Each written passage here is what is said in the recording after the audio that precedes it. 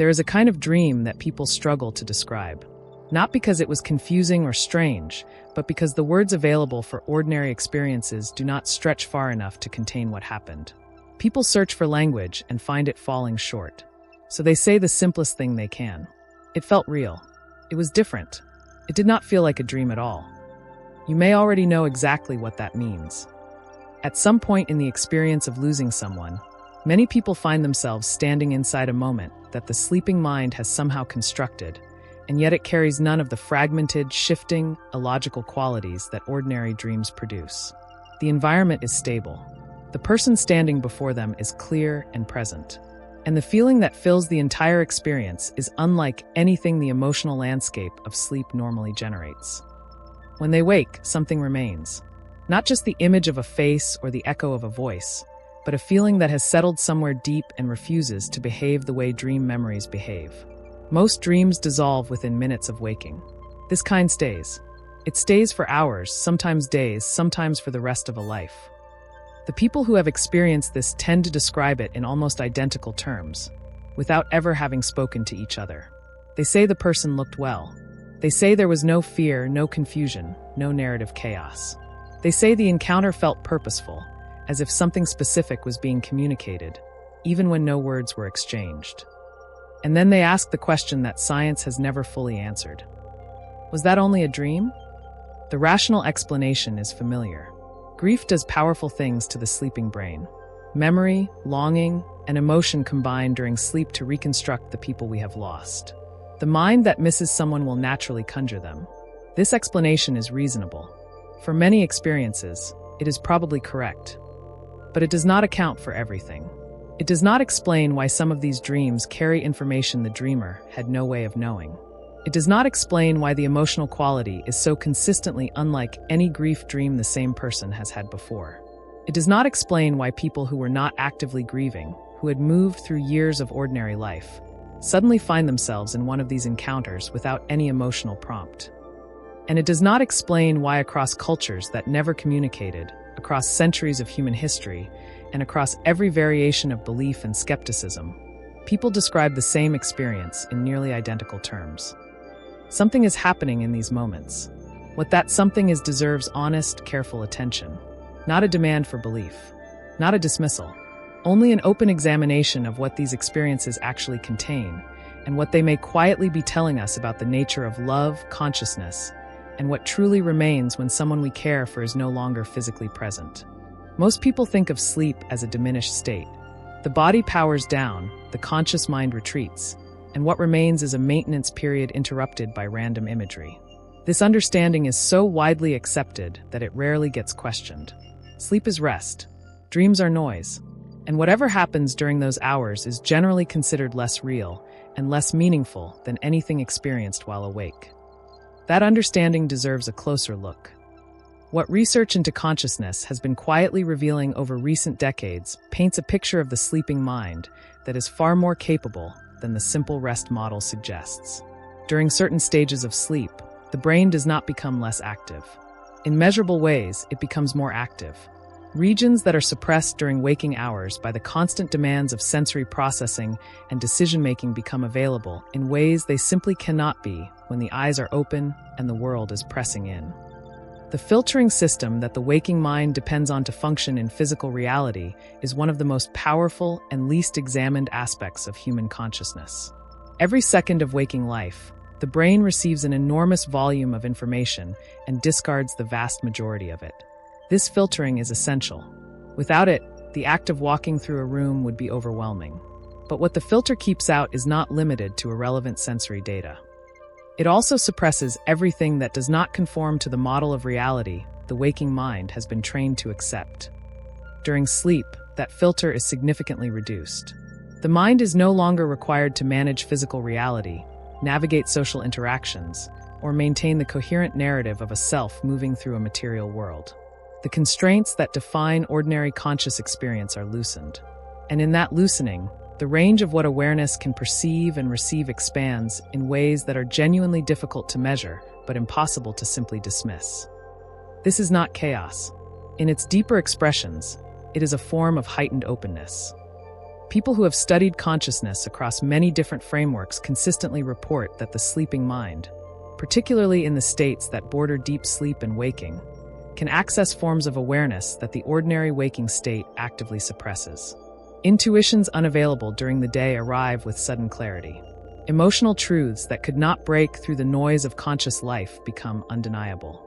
And connections that waking awareness had no access to become, briefly, perceptible. This is the environment in which visitation experiences occur. They do not happen in the shallow, fragmented layers of early sleep where the mind processes the residue of the day. They consistently occur in deeper states, where ordinary dream imagery has given way to something quieter and more stable. People who have experienced them often describe moving from one kind of dream into a completely different quality of awareness, as if a door opened in the middle of sleep, and what came through it belonged to an entirely different order of experience. The sleeping mind is not a lesser version of the waking mind. In the right conditions, it may be a more open one. And that openness is precisely what allows certain forms of contact to reach us that the defended, filtered, constantly occupied waking consciousness would never be able to receive. Not every dream about someone who has died is the same. This distinction matters more than most people realize, and anyone who has experienced both kinds will recognize it immediately. There are dreams that come from grief, and there are dreams that feel like something categorically different. Treating them as the same phenomenon is precisely why the deeper experience so often goes unexamined. Grief dreams are generated by loss. They are the mind's attempt to process an absence it cannot fully integrate. In these dreams, the person who died often appears as they were during illness or in the difficult period before death. The emotional tone is heavy or confused. The dreamer may try to reach the person and find them distant or unresponsive. The narrative replays unresolved emotion. The person may appear but say nothing meaningful, or behave in ways that feel disconnected from who they actually were in life. These dreams serve a real purpose, but the experience they produce is recognizably different from what happens in a visitation. In a visitation, the person who has died appears well, not simply younger or restored to a previous version of themselves, but carrying a quality of presence that exceeds any memory of how they looked during life. There is a vitality that the dreamer often struggles to describe because it goes beyond physical appearance entirely. The emotional environment is strikingly consistent across accounts from people who have never met. There is calm. There is warmth. There is a sense of complete safety that does not arrive gradually, but is simply present from the first moment of recognition. The ache of grief does not dominate the experience. What fills it instead is something closer to relief, as if a question carried for months or years has quietly, suddenly been answered. The communication that occurs marks another point of clear distinction. In ordinary grief dreams, dialogue tends to follow the fragmented patterns of normal dream conversation. Words come without coherence. But in visitation experiences, what is communicated is precise. Sometimes it arrives as words remembered with unusual clarity upon waking. More often it transcends language entirely, an exchange of understanding that arrives complete and whole, without requiring sentences to carry it. The dreamer simply knows what was conveyed, and they remember it. This last detail may be the most practically distinguishing feature of all. Ordinary dreams dissolve quickly after waking. Visitation experiences consolidate rather than dissolve. The details become more fixed, not less. People who had these experiences years ago describe them with the same precision they would use for a significant event from waking life. The feeling that remains after waking is also distinct. After a grief dream, the dominant emotion is sadness or a bittersweet ache that reinforces absence. After a visitation, what remains is peace. Not the peace of having imagined something comforting, but a peace that carries a specific quality of resolution, as if something real was exchanged and the encounter mattered in a way that extended beyond the boundaries of sleep. These two categories of experience exist on entirely different perceptual levels. Recognizing the difference is not about deciding what to believe. It is about paying honest attention to what the experience itself is communicating. There is a category of visitation experience that resists every conventional explanation with particular force. It does not ask for belief. It simply presents a pattern that the grief processing model cannot account for, and leaves the question open in a way that honest inquiry cannot ignore. These are the cases where the dream contains something the dreamer had no access to. The The forms this takes are varied, but the pattern is consistent. Someone receives a visit from a person who died and is told something they did not know. A location, a detail about an unresolved matter, a message intended for someone else that the dreamer then delivers, and which turns out to be accurate in ways that could not have been guessed. In some accounts, the person who appears communicates something about their own passing that the dreamer had no way of knowing, and which is later confirmed. These accounts exist across every culture and every era in which human beings have recorded their inner experiences. They appear in the journals of people with no interest in the supernatural. They come from individuals who describe themselves as deeply skeptical, who resisted the meaning of what they experienced precisely because it contradicted what they believed to be possible. The instinct of the rational mind is to search for an alternative explanation. Perhaps the information was absorbed unconsciously during waking life and surfaced during sleep. Perhaps memory is more comprehensive than we realize, capturing details the conscious mind never registered. These are legitimate possibilities, and they deserve to be considered honestly. But they do not explain every case.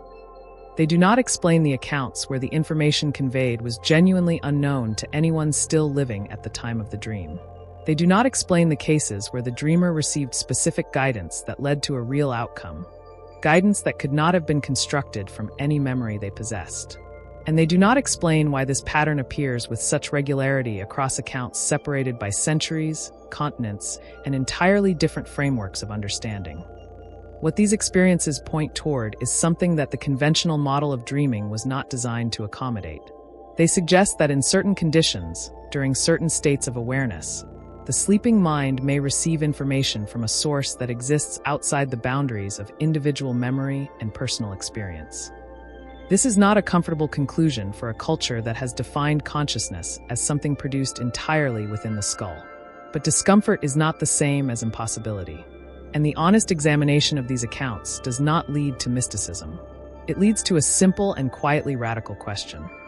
What if consciousness is not as enclosed as we have assumed? What if the border between one awareness and another is not a wall, but something far more permeable? And what if sleep is one of the conditions under which that permeability becomes briefly, remarkably apparent? The cases where the message could not have come from memory alone do not prove anything in the way that a controlled experiment proves something. But they point, and what they point toward deserves more than dismissal. Every explanation for visitation dreams that stays within the boundaries of conventional understanding eventually arrives at the same limitation. It can account for what the grieving mind produces from its own interior. It cannot account for what appears to come from somewhere beyond it.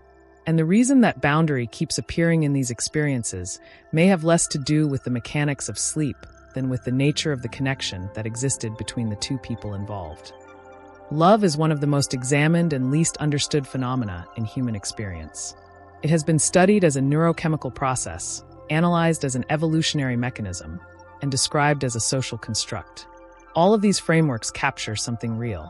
None of them captures what the person who has loved deeply actually knows from the inside of that experience. What love feels like from within is not a process. It is a bond. And bonds, by their nature, are not one-sided. They exist between 2 points. They create a connection that alters both of what they join. When two people have loved each other over time, something is established between their consciousnesses that is not reducible to memory or habit or emotional dependency. Something is built that has its own reality, its own weight, its own persistence. The question that visitation experiences quietly raise is whether that bond ends when one of the two physical bodies it was formed through ceases to function. The assumption that it does is so deeply embedded in the materialist understanding of consciousness that it rarely gets examined. If awareness is produced by the brain, and the brain stops, then awareness stops, and with it every connection that awareness sustained. This conclusion follows logically from the premise. But the premise itself, that consciousness is nothing more than a product of biological processes, is far less settled than it is commonly presented. Consciousness remains the most genuinely mysterious phenomenon that science has ever attempted to study. Its relationship to the physical brain is real and well documented. But the precise nature of that relationship, whether the brain produces consciousness or whether it receives and transmits something that exists in a broader form, remains an open question that the most serious researchers in the field acknowledge with considerable humility. Visitation experiences fit naturally into the second possibility.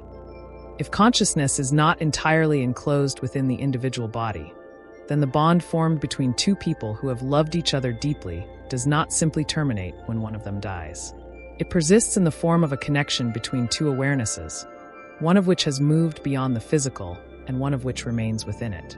And the sleeping state, with its reduced filters and expanded receptivity, may be one of the conditions under which that persisting connection becomes perceptible. This reframes the visitation dream entirely.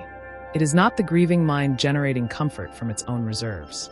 It is the surviving awareness receiving something from a bond that did not end, transmitted through the one state of consciousness open enough to receive it. The love that built the connection was never only biological, and the connection it built may never have been only physical. There is a question that sits quietly beneath everything explored in this video, and it belongs to the people for whom none of this has happened yet. The person who lost someone they loved deeply, who has waded through months or years of grief, who has gone to sleep hoping and woken to nothing but the ordinary silence of an ordinary morning. For those people, this question is not abstract. It carries real weight. Why them and not me? It deserves an honest answer, not a comfortable one. And the honest answer begins with acknowledging that the absence of this experience does not mean the absence of the connection. These are two entirely different things, and the pain of confusing them is something that deserves to be carefully separated. The visitation experience, as this video has examined it, appears to depend on a specific set of conditions, a particular depth of the sleeping state, a degree of receptivity in the awareness of the person sleeping, a quality of stillness that active, acute grief does not always make available. The mind that is consumed by the raw and immediate pain of recent loss is not always in a state that can receive subtle forms of contact. It is occupied. It is defended. It is doing the enormous and exhausting work of surviving something devastating. This is not a failure. It is a form of protection. There is also something worth considering about the nature of the connection from the other side of it. If the person who has passed retains some form of awareness, as these experiences consistently suggest, then the decision of when and how to make contact may not rest entirely with the person waiting. There may be a timing that belongs to the one who is gone, shaped by conditions and purposes that the grieving person cannot see from where they stand. Many people who eventually have the experience report that it arrived not in the period of deepest grief, but later, when the acute pain had softened into something quieter, when the mind had found a kind of stillness that the early months of loss did not allow, as if the contact required not just the right state in the person sleeping, but the right moment in a process that was moving at its own pace. There is also the possibility that contact has already occurred in forms that were not recognized. Not every connection announces itself as a vivid and unmistakable encounter. Some arrive as a sudden and inexplicable sense of presence, a feeling of being accompanied that appeared without any apparent cause, a moment of unexpected peace in the middle of grief that seemed to come from somewhere outside the self. These quieter forms of contact are easy to dismiss. The mind that is waiting for a clear and undeniable visit may walk past smaller ones without noticing them at all. The absence of a visitation dream is not evidence that the bond has ended or that the person who is gone has moved beyond reach. It may only mean that the conditions for that particular form of contact have not yet aligned. And the nature of the bond itself, if it is what these experiences suggest it is, does not require a dream to remain real. Everything explored in this video has been moving toward a single, quiet conclusion. Not a doctrine, not a demand for belief. Only an honest recognition of what these experiences, taken together and examined carefully, appear to be pointing toward. The person who appeared in that dream was not a construction of grief. The feeling that remained when you woke was not wishful thinking dressed up as peace. Something was present in that encounter that the ordinary mechanisms of the sleeping mind do not generate on their own. And what was present carried a message that goes beyond whatever words were or were not exchanged. The message, in its simplest form, is this: the connection did not end. What these experiences consistently communicate, across every culture and every century in which they have been recorded, is not drama or revelation or the resolution of metaphysical questions. It is something far more intimate than that. It is the quiet, unmistakable communication of a presence that has not disappeared. A love that has not ended, a bond that physical death altered in form but did not sever in substance. Understanding this changes the way these encounters can be received. When the experience arrives, the most valuable thing the dreamer can bring to it is not analysis but attention. Not the grasping, desperate attention of grief searching for proof, but the calm, open attention of someone who has allowed themselves to be still enough to receive what is being offered. The encounter does not require interpretation in the moment. It requires presence. The meaning tends to arrive afterward, in the quiet of waking, when the mind has had time to settle around what it received. There is also something to be said about how to carry the experience forward. Many people who have had a visitation describe a shift in the quality of their grief afterward. Not the end of sadness, but a change in its texture. The loss remains real. The absence remains real. But the aloneness of the grief softens. Something has been confirmed that the grieving mind needed to know, not intellectually, but at the level where loss actually lives. The person is not simply gone. The love is not simply over. This is what these experiences offer, when they are received with openness rather than dismissed or over-examined. Not proof in the scientific sense, not certainty in the philosophical sense, but something that may be more useful than either of those things in the actual experience of living through loss. A form of knowing that arrives not through argument, but through contact. The people who have had these encounters do not generally spend the rest of their lives trying to convince others that what happened was real. They do not need to. Something was settled in them that external validation cannot touch. They woke from that dream knowing something they did not know before, and that knowing changed the way they moved through the remainder of their grief and the remainder of their life. If you have had this experience, let it mean what it meant. Do not reduce it to what the rational mind finds comfortable. Do not inflate it into something it did not claim to be. Simply allow it to be what it was. A moment of contact across a boundary that turns out to be far more permeable than the waking world suggests. And if you have not had it yet, consider the possibility that the connection you are waiting to confirm does not actually require a dream to be real. It was built through years of love. That kind of construction does not come apart simply because one of the people involved has moved beyond the reach of the physical world. They have not gone as far as you think.